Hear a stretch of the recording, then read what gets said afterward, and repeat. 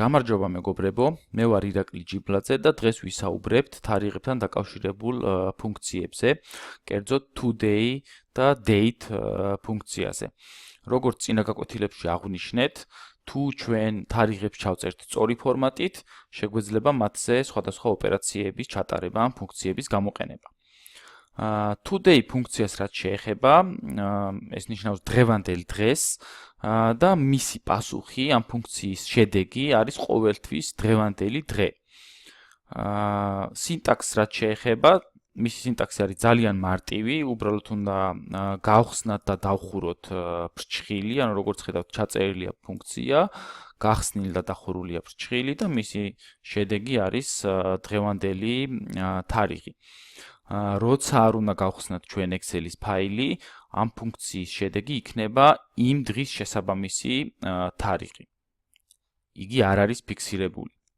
რაც შეეხება date ფუნქციას, date ნიშნავს თარიღს და ეს ფუნქცია ახდენს სხვადასხვა უჯრედში ჩაწერილი დღის, თვის და წლის კომბინირებას და გადაქცევას თარიღად, შესაბამისად სწორი ფორმატით. ანუ მაგალითად თუ გაბნეული გვაქვს დღე, თვე და წელი სხვადასხვა უჯრედში, date ფუნქციის საშუალებით შეგვიძლია მათი კომბინირება. კერძოდ გავხსნათ dates, მისი სინტაქსით საკმაოდ მარტივია. პირველი არგუმენტი არის წელი, ამიტომ დავდგეთ უჯრედზე სადაც ჩაწერილია წელი. შემდეგი არგუმენტი არის თვე, დავდგეთ თვეზე, ხოლო შემდეგი დღე.